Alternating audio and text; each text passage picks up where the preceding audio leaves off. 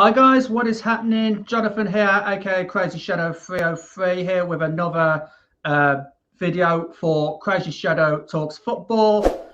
Tonight we are in episode 2 of my brand new podcast, the Halfords Lane Chat. I just want to say right from the get-go, thank you so much for all the support on episode 1 with me, Darren, and Ben Ellis. You know, I was honestly surprised at the amount of views it got and the amount of nice comments that I had from you guys, so thank you for that. And here we are with episode 2 now. I'm joined tonight by Connor from West Brom Fan TV. You know him as he does the predictions on my channel, and I do some predictions on his channel. So how are you doing today, Connor? I'm good. How are you? Yeah, not too bad. Looking forward to the new season. I am, yeah, but I'm slightly nervous, which I'm sure we'll cover in a bit. But yeah, I'm good. Thanks for having me on. I appreciate it. Yeah, no worries. And we're just going to get right into it with some transfer news. Now, as luck would have it, as soon as we'd finished recording episode 1, literally minutes later, West Bromwich Albion announced the signing of Jeremy Sarmiento on loan from Brighton. And, you know, if you'd seen episode 1, you'd know that I said, you know, the lack of transfer activity at the Albion is a bit worrying, in my opinion. And then Albion, typical fashion, they go and do this. Literally minutes after I'd finished the recording, they announced it. But I understand that he's on loan from Brighton and Hove Albion. He's obviously our first summer signing. And it was the first of seemingly a busy week for the Albion. So what did you make of the Sarmiento, I still can't pronounce his name, Sarmiento deal, Connor? Yeah, I think it's a good signing. It came out of nowhere. Like I didn't even see any rumours or nothing. Normally, before a transfer, you know, you see it boiling up on Twitter. You have all the accounts saying, "Oh, he's signing on loan." I didn't see anything, to be honest. I can't lie. I'm excited. To be fair, I think he's going to be one of those. I regret to say this, but I think he's going to be a bit like Harvey Barnes was. It's a bold prediction, but I think he'll be like Harvey Barnes. But I just hope they don't call him back. I'm happy with it. Like, I've never saw him play. Yeah. Yeah, I've never seen him play. I can't sit here and lie. I'm not gonna pretend that I have. But you know, he's played for Ecuador. And there's a lot of hype around him. I've saw a lot of Brighton fans saying that he's a cracking player. We can only go on what they're saying. Yeah. Especially, like I say, I haven't saw him play, but I think it's a good signing. To be fair, I think he's still young, and there's a lot of hype around him, like I say. So hopefully he can step up. But I was excited about that one. I can't lie. Yeah, and also when we release the squad numbers, he's become the new number 7 as well. My favourite number. If I was playing, I'd probably have the shirt number 7. So I think it's a good shirt number to have. And or I think actually, correct me. I think Jed Wallace has had the number 7, and he's had Jed Wallace's old number. I think that's where, I think he has. where I'm getting confused. Yeah, so it's Jed Wallace that's had the number 7, and he's took the number 15. I think. Yeah. Yeah, even then, 15 still a good number. Yeah. Also, we've recently signed Josh. Now it's spelled Maja, but I think it's pronounced Major or Major. I call him Major. I do. Major, yeah. But we signed him. Used to play for Sunderland, Fulham, as a Premier League player, and Stoke as well. It's a striker, Connor. It's actually a striker. Now, last week, I was worried about how many strikers with the Carl Grant going to Cardiff situation, how many strikers we actually had. I think I only named DK and Thomas Asante. So for us to sign another striker as a new number 9 as well, speaking of squad numbers, he's had the number 9 shirt. That was really surprising for me. I don't know how you felt about that signing, but Albion actually signed a striker. Well, yeah, we was crying out for a striker, let's face it. I know we got DK and Asante, but how long is DK going to stay fit for? I love him as a player, but he's just riddled with injury problems at the moment, and it's unfortunate because I hope he gets through those injury problems. But I've saw a lot of mixed reactions on Twitter. Like, as you always do, it's a very toxic platform. But from what I'm looking at, we're in a bad situation financially. We can't expect to be signing, someone who's, I don't know. I don't knowing our fans, I'd probably want Mitrovic or something, which isn't even realistic. So he's still young. He did well last season. I know that it was only the French League Two for Bordeaux, but he's still putting the ball in the back of the net. He was getting in the right positions. When he was at Sunderland, he didn't set the world alight, but he was very young. He's still got time on his side. He was a free agent, and we got him on a 3-year contract. I don't think it's a bad signing, personally. No, I don't think so either. I mean, all I seen was the word striker, and I was like, hello. We've actually signed, because, like you said, we've been crying out for strikers. And, most of our goals last season came from midfielders. And, then, like, Townsend scored a few. Bartley had his moments. And, so we were crying out for strikers. I'm not saying the rest of the team shouldn't be scoring the goals, because as Albion fans, we'll take any goal that's scored, And yes, and also the Alex Palmer deal to Luton that fell through. I mean, I was hoping, to be honest, that it would fall through, because I do rate Alex Palmer. I mean, who would we be left with? No disrespect to him, but who would we be left with if Palmer went? David Button. Exactly. So we need to stop conceding goals as well as scoring more goals.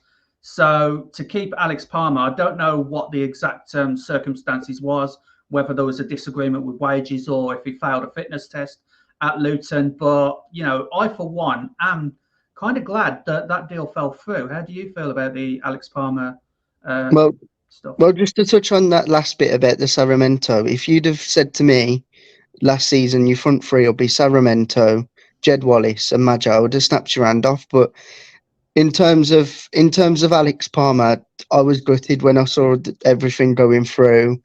I saw James Trafford or something like that, the one who Fogden absolutely bums off and says he looks like, he milks it on his channel and everything.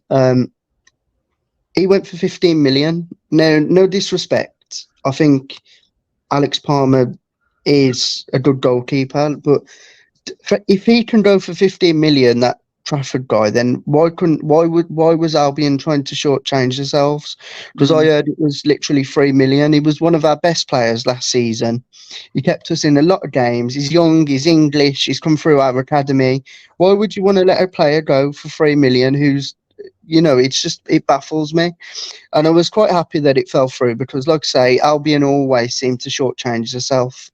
I think we shortchanged ourselves on the Dar Rocher deal, if I'm honest, because I heard that he had a release clause for more, but they settled on that 7-8 million what we got because we're so broke. Now, I know that times are hard, but you can't be selling all your key players for so cheap. To be honest, I'm fed up of being a feeder club for everyone. Like, the Villa are the worst. We always seem to get these academy players and then they get poached off us. And Alex Palmer is so refreshing to watch, seeing someone who we've actually managed to keep. He's a cracking player. He's a brilliant goalkeeper, and the thoughts of David Button in goal were giving me nightmares, to be honest. I can't lie, because knowing how Griffiths would have got injured and then we'd have been stuck with him in goal. But there is good news about Button. I've heard that he is leaving. Right, that's the first I've heard of it. So we'll obviously come to that bridge if it happens. So maybe that'll be a topic for episode 3 if it goes through. Fingers crossed it's before episode 3. Well, yeah. But I was going to actually talk to you about the Dar Rocher and the Carlin Grant loan to Cardiff, for that matter, because we touched on this last week in episode 1. And, I, for one, am sad to see Dar Rocher go. He was our captain for quite a bit of last season. And it just confused me. I was like, we're letting our captain go. I mean, I know Livermore at the time was full captain, but he didn't play much, so it fell to Dar Rocher. But I was like, he's been, a really good player for us last season. Why sell him?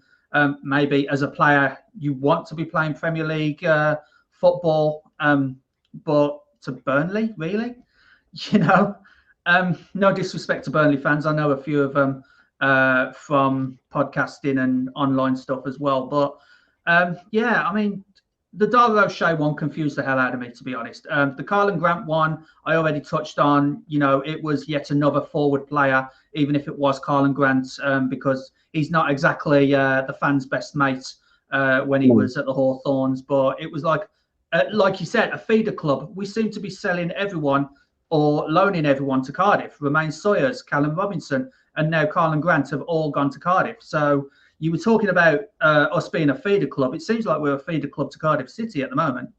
Yeah, to be fair, I was gutted to see Dara O'Shea go. Not only on the pitch, but when I saw him after games, he was such a polite person. Like he would the time in the world for everyone, and he was such a lovely guy. I mean, I didn't know him personally or anything, but from what I saw from when I was, I stayed back after games. He was just such a nice person to speak to. He had time for everyone, and on top of that, like you've mentioned, he was one of our best players last season. I was gutted to see him go. I do believe we could have got more than we got for him. I'm not even going to lie. He's still young, Premier League experience. He should have been going for between 12 and 15 million in today's market. I mean, you can call me deluded all you want, but there's been worse players who've gone for more. And I was gutted. But with Karlan Grant, I thought it was more one of those ones what were inevitable. He was one of those players where I just don't think he was good enough. But there was one time where we came on last season and he played all right with Asante. And yeah, I knew that one was gonna happen. I did think it would be a permanent deal. I didn't think it would be a loan deal. But to be fair, I think he's going to have a good season next season, Karlan Grant. I think him and Robinson up top. I just think they've got that good chemistry, haven't they? They're not only the players together, they're like brothers as well. So I think it was a good signing for Cardiff, to be fair, and I think they've got a good deal. But it was good for us because they're paying a bit of his wages, and it gets one of the highest paid earners who the fans don't really like off the wage bill. So I was happy with that one, but I was gutted with Dara O'Shea. Yeah, I mean, the Cardiff firepower this season is going to be powered by West Brom, it looks like. It's a bit of the West Brom of last season. Well, we won't have any worries. Yeah, well, I still rate Callum Robinson, though. That's the thing. But yeah, onto the next topic. And we've obviously started the season at the time of this recording. But by the time this episode goes out, we'd have already played our first league game against Blackburn Rovers. We already touched on that last week. But that means the pre-season programme is over. And apart from, a couple of training ground wins against Port Vale and Shrewsbury, the results are we lose to Cheltenham, we've lost to Forest Green, and we lose in that last game 4-3 against Bolton, which it's always unlucky if you score 3 goals and still lose.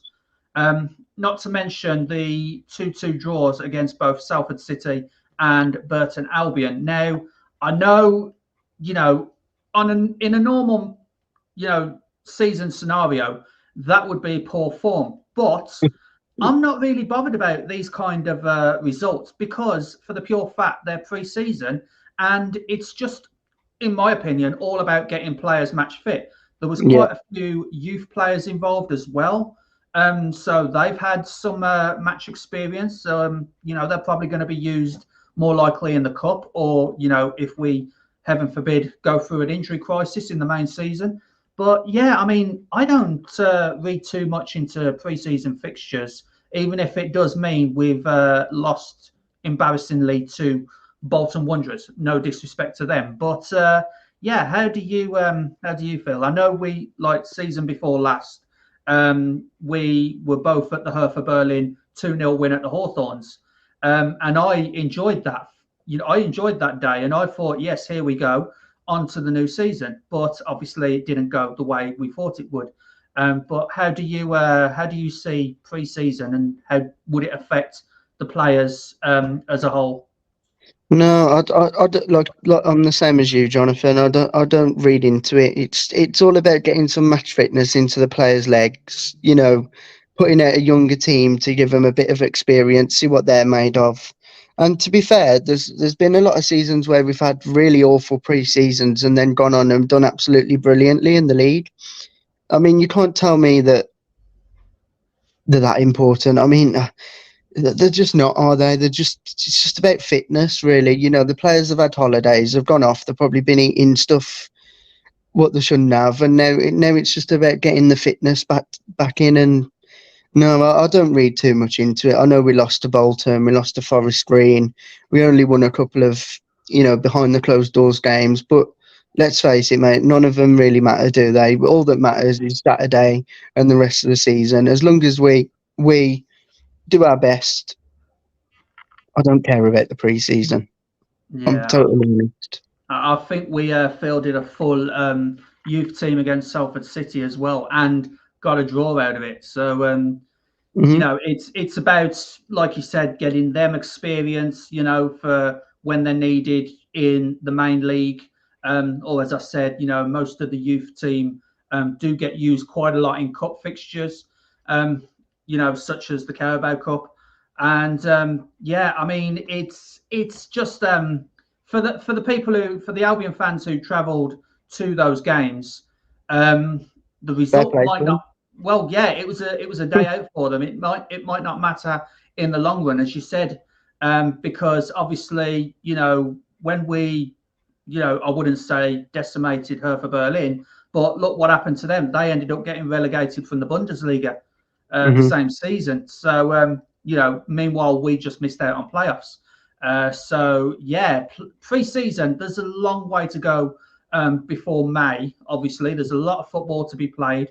And yeah, pre-season is just about getting players match fit, match ready. Like you said, all the training that comes with pre-season as well, the behind closed doors games, and yeah, I mean, there's really nothing else to say about pre-season, especially as we've literally just come off, when this episode goes out, just come off hopefully a win against Blackburn. So yeah, hopefully that's I hope that doesn't age well. So yeah, I mean pre-season. I would have loved to have got Paul and Dan's thoughts from the All Things Midlands channel, because they actually went to the pre-season games. So Yeah, I would have loved to have got their thoughts on this, but I suppose like later on we'll speak to them about the to be pre-season fair pictures. to be fair to Paul and Dan, though, they'd probably go to a game if it was in Germany. You know, those fans who just go anywhere, aren't they? They're brilliant. To be fair. Yeah, shout out to Paul and Dan from All Things Midlands. They are Yeah. absolutely dedicated in what they do, and I fully Great guys respect as it. well. Absolutely. So onto cup fixtures now. That the first league game is out the way. Tomorrow we are against Stoke City at the. Is it still called the Bet365 Stadium? Yeah. I think it is. Yeah. So yeah. See, they keep changing the name. It was Britannia, and now it's Bet365, and yeah. So I mean, it's a great stadium to go to for an away game. Not I know. tomorrow, is it? At the time that this is going out, Okay. this episode, we're recording like behind the scenes, guys. We're recording on Thursday. The episode comes out obviously on Monday. So the game against Stoke is on Tuesday. So Right, okay. so yeah, I was worried then. I was going to say two games. No. Now you've just give away the secret. You just give away I the know, secret of podcasting. at least you gave them a little an insight of when it's going to be uploaded. So you need to check it out now, guys. Yeah, every Monday, 7 p.m, guys. So yeah, so as I was saying, Tuesday, you know, Stoke versus West Bromwich Albion in the first round of the Carabao Cup. Hopefully we can get a result there and go on to the second round. A couple of picks, Blackburn Rovers, who we faced last week, Saturday. Obviously not Saturday at the time of this recording. Thank you, Connor. But Blackburn Rovers are against Warsaw. So the guys down the road have got a trip to Ewood Park a few days after our trip to Ewood Park. And who else is there? There's Newport County against Charlton Athletic, Stevenage against Watford, Gillingham against Southampton as well, and a bit of a bittersweet thing for a person I know, because he was born in Cheltenham, but he supports the Blues, and Cheltenham Town are facing Birmingham City, which, by the way, Tom Brady's got a share in Birmingham City now. Don't know how you feel about that. Crazy. Yeah, I mean, I couldn't believe it. I mean, I've got mates who in America, they watch NFL and Super Bowl. They know who Tom Brady is, and they're probably thinking, what's Birmingham City? You know, he's got like 14 million followers on Instagram and stuff. I mean, yeah. To be fair, it makes me a bit envious. I know. It's he. I think he's trying to turn Birmingham into another Wrexham or something. But you know, with Ryan Reynolds and Rob McKennie. But yeah, I mean, you know, do you think though that it's a bit too early to be having a cup game already, being as only one league game has been played, and you know, the Premier League hasn't even started yet, because that starts this Saturday, or rather this Friday, with Man City against Burnley. But do you think that it's like way too early to be thinking about cups right now when you're trying to get a good start in the league season? Yeah, to be honest, I mean, I've never had a cup game so early. I mean, I knew it was soon. I knew it was after the Blackburn game. But you know, I didn't realise that we would, like, before the season started, that we'd be playing it this early. I mean, it's round one, isn't it? It's just literally, it just shows how bad we've got. We're in round one now. You normally start off higher. But yeah, it's, I don't know what to make of it. I mean, our main focus is to put all our energy in going up. And I feel like I say this every single season with the cup, and I'll say it again. I'd like a nice cup run, but our main focus for the third season, now in a row, is to get promoted to the Premier League. And do I think it's going to happen? No. Do I want to worry about a cup as well as, you know, getting promoted? No. So yeah, I think it's really, really early, and the fact we've got Stoke, that isn't an easy game, to be fair. No. I mean, they're not exactly like some League Two team who you would expect to win. Stoke, they're probably evenly matched with us at the moment in terms of the players they've got and stuff. Look, they haven't got a bad side, have they? And we've been known to lose to teams who are a lot lower down than Stoke. So yeah, it's very, very early, and I'm very, very surprised that we sat here having this conversation about the cup already, to be fair. It's normally at least 10, 11 games in or something. Yeah, because we're usually like, you know, lower Premier League, upper Championship kind of thing. But saying that, Southampton are in, as I said, Southampton are in the Carabao Cup, and they've only just come down from the Premier League. I think Leicester's playing as well, but I can't seem to find them on here. So they're probably not. But yeah, it's weird that, you know, Leicester have come down with Southampton, but Leicester, oh, there they are, Burton against Leicester. So they are playing in round one as well. So it is, maybe it's a new format that Premier League teams or Premier League teams that have been relegated to the Championship go into the Carabao Cup at round one. Or something like that. But I do remember when we were a Premier League team, we didn't enter until like round 2, round 3.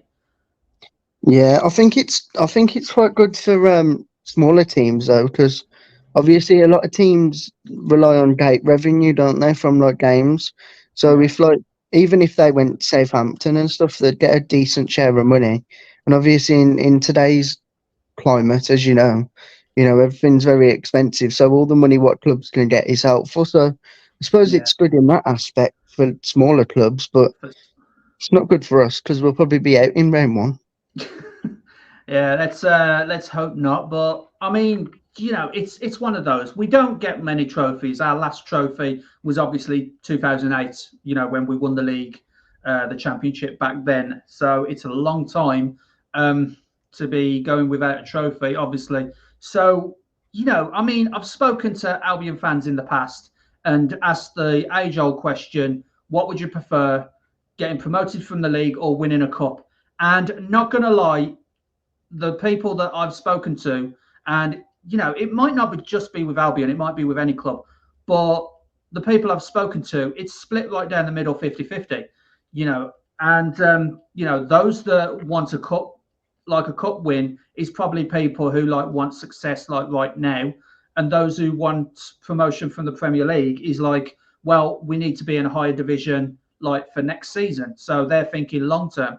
I'm honestly in the league form party, to be honest myself. But there are those that would rather have a good cup run and not do so good in the league. I don't know how you feel about that. Well, to be honest, I think if you'd rather win a cup, especially now, than get promoted to the Premier League, I would say you're a bit deluded, because if you get promoted to the Premier League, you get in. If you go up through the playoffs, or even going up, you get at least minimum 100 million. And then even if you get relegated the next season, there's another 100 million. So from just getting promoted, you don't have to do anything in the Premier League. You could be the worst team ever. You could be like Derby was, and you'd still be getting 200 million cash injection. And at the moment, if we was like some successful club who, had absolutely millions in the bank, I'd want to win a trophy. But now, in terms of now, we need to. That promotion is key.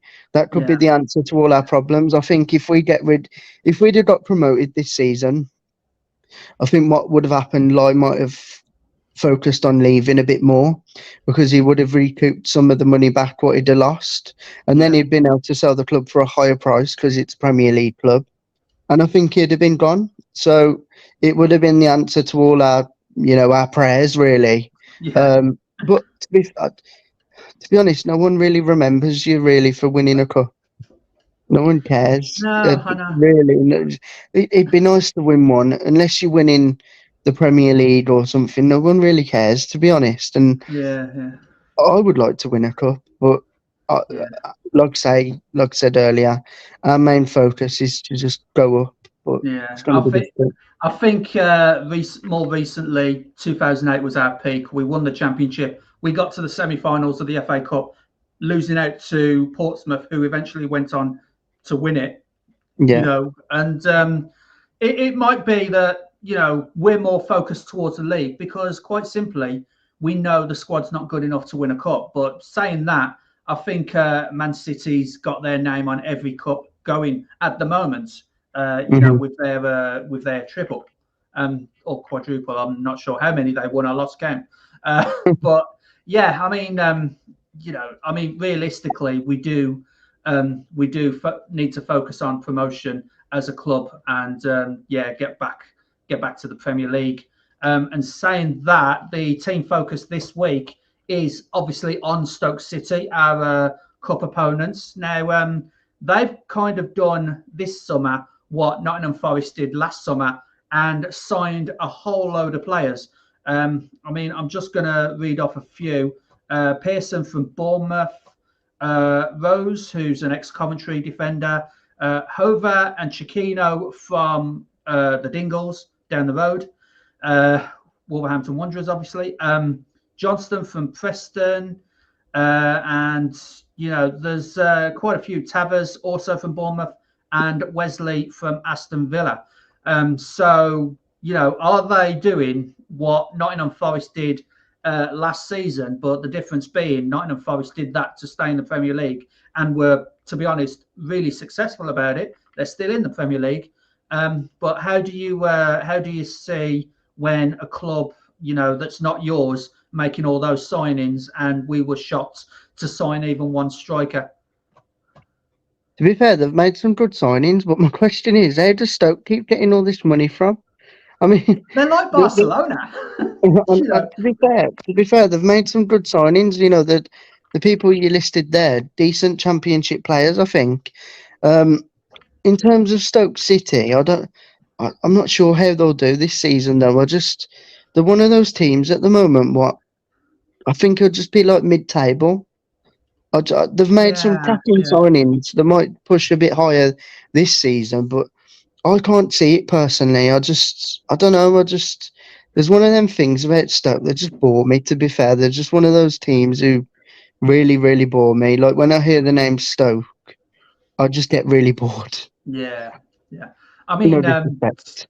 yeah, no disrespect to any Potters fans who may be watching, but yeah, I mean, it's one of those, isn't it, where you see a team make quite a lot of signings, but then you feel that it's not going to be enough for them simply because of the quality that they're used to, and like you said, mid-table for quite a number of seasons now after they got relegated from the Premier League. Because when they was in the Premier League, they was surprising everyone. The days of Rory Delap and his long throws, which, to be honest, I think Donnell Furlong kind of, inspired upon with his throws, although he's not allowed to use the towel anymore. Yeah, I saw the rules change. Yeah. Do you think Furlong kind of inspired that particular rule change? I would definitely say so because the amount of times he got pulled up on it last season, and to be fair, Jonathan, they never really worked anyway. I They mean, worked like once or twice at the start, and then people yeah, started and sussing them out. then Yeah. they just it's like any tactic. If you use a tactic once or twice, people just suss you out, don't they? But it was a good tactic while it lasted, but it was definitely probably because of Furlong. I mean, he was one of the only people to do it in the league, so Yeah. And that where was it then? It was I think Peterborough, where he used like that little girl's for like jumper. jumper, yeah. Yeah.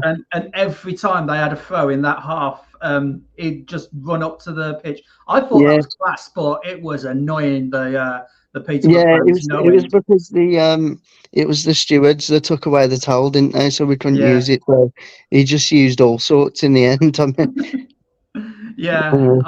Anyway, back to Stoke, and yeah, I mean, you said mid-table. I'd have to tend to agree with you, to be honest, because I don't see them getting like any higher than 15th, to be honest. So they could. I wouldn't say they'd be in a relegation battle because there's going to be far worse teams than Stoke in the Championship this season. But yeah, I think 15th is, even with all their signings, is about the best that they can hope for. And yeah, I mean, it's going to be really interesting to see how Stoke do. Hopefully, they won't, knock us out the Carabao Cup. Although, do you want? Would you? Here's the thing now. Would you rather have Stoke knock us out the cup so that we can concentrate on the league at least until January, or would you rather, because Stoke seem to see themselves as our biggest rivals, although we don't seem to return the favour because we've got the rivalries with Wolves and Aston Villa, and Birmingham to an extent, so we don't see them as like fierce rivals, but they tend to see us as like their Wolves or their Villa. To be honest, so what would you prefer? Would you prefer them to knock us out and get temporary bragging rights, or what? to be fair, I don't really see West Brom Stoke that much of a rivalry to me. Obviously, that's more of their obsession with us. But to be fair, like I would rather win. Even if what I would like us to do is play a young team who's not going to be feature as much this season unless there's injuries or we're in a cup game. I'd rather us, it's a big ask because, Stoke aren't no mugs, are they? I mean, if we put out to No. fit like a full 11 of youngsters, are probably going to hammer us if they've got a full squad out. But I'd like us to play a lot of young players, to be fair. I want to win the game. I want to go as far as I can in the cup. But if we get knocked out, I'm not too fussed. But I think it's not. I think one thing the cup is nice for is just fielding 11 what you wouldn't really used to see. But that doesn't mean start David Button in goal. That means start someone like Ted Can and the younger players who can really make a name for themselves, because I've seen it happen before at clubs where they've played someone in the cup, like a youngster, and they've started to play in the league the season after because they've been that good or they've become a regular. And I Look think at Alex that's Palmer. no, Look at yeah, Alex exactly. Palmer for that. Yeah. Yeah, and I like that. His debut was in the Carabao Cup against Arsenal of all teams, and yeah, that night we got destroyed 6-0 at the Hawthorns. I remember that night well. But Alex Palmer, look what he's. We're talking about him having a deal fall through against Luton. With Luton. So and look would you have expected him to even get interest from a club before he started that game? Because no one really cared about him, really, did they? No, actually not. So look how far and he was mainly the cup goalkeeper as well. At the time, we didn't get many cup games because I think that season we lost to Arsenal, and then I'm not sure who else, but it was Premier League opposition again in the FA Cup later that season. So we literally only had 2 cup games the entire season. Alex Palmer played them both, and look where he is now. Yeah, exactly. He's our number 1. Yeah, absolutely. And that's it for this episode. I know it wasn't as long as the quote hour of power from last week, but there was a lot more to get through last week than there was this week. So yeah, my thanks to Connor from West Brom Fan TV. Where can we get your where can we find you on social media as well, Connor? So if you just type in, obviously on YouTube, West Brom Fan TV, Twitter is @Albion Fan TV, and Instagram is WBA.TV. So if you want to follow me, you can. But cheers for having me on anyway. I really appreciate the invite. Hopefully I can come on again. Yeah, absolutely. And I just want to say good luck for your final season on YouTube, because we're all sad to see you go, but I understand the circumstances of why you're handing the channel over. Do you know what though?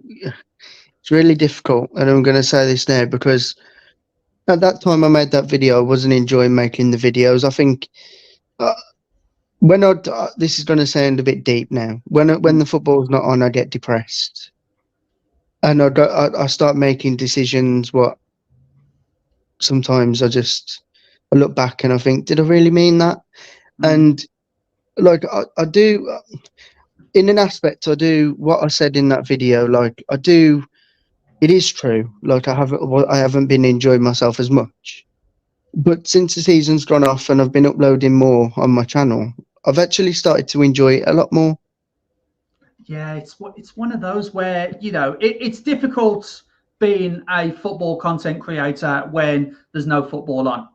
Yeah, it's one of those, isn't it? I mean, all credit to you. I fully respect what you do.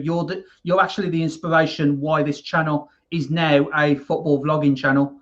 Of course, and because when I first started this channel, it was CrazyShadow 303, and it was primarily for gaming, but YouTube's copyright people decided to, have none of that with my gaming content. So I ended up switching it over to football after watching your videos and meeting you in person. And I really appreciate that, Connor. You are like literally my inspiration as to why this channel is what it is now today. So I thank you for that. Yeah, I appreciate the kind words because, I just make videos. I enjoy the West Brom games, but a few people have said that to me, and it does mean a lot because you don't realise how much of an impact you actually have on people when you're doing these videos. I mean, I'm sure you'll be the same. Like people will watch your channel and think, I want to do the videos, and it does mean a lot, and I appreciate the kind words. Not going to lie, people have started recognising me in my day job as well.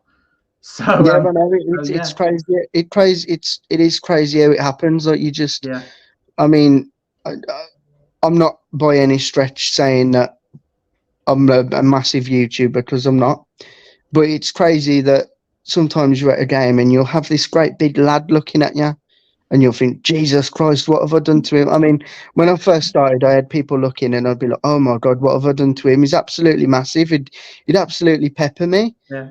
And then they'll come over and be like, oh, I love your channel.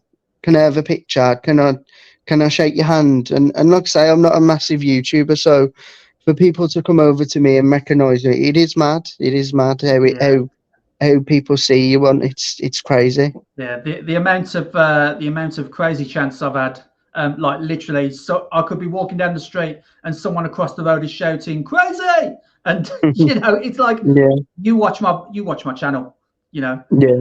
So yeah, thank you for that, Connor. That's all we got time for today, guys. Hopefully we have beat Blackburn Rovers, but we'll let you know next week how that aged. But yeah, if you follow me on Twitter at CrazyShadow303, my brand new Twitch channel as well, CrazyShadow Gameplays, where I do a lot of Formula One content on there. And as I said, because YouTube's copyright people, again, I moved all my gaming content to Twitch. So CrazyShadow Gameplays for that. And also my Facebook page, CrazyShadow303, and my Twitter.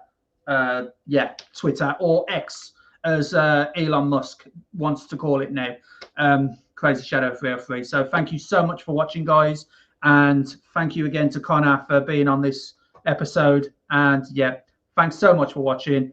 Bye for now.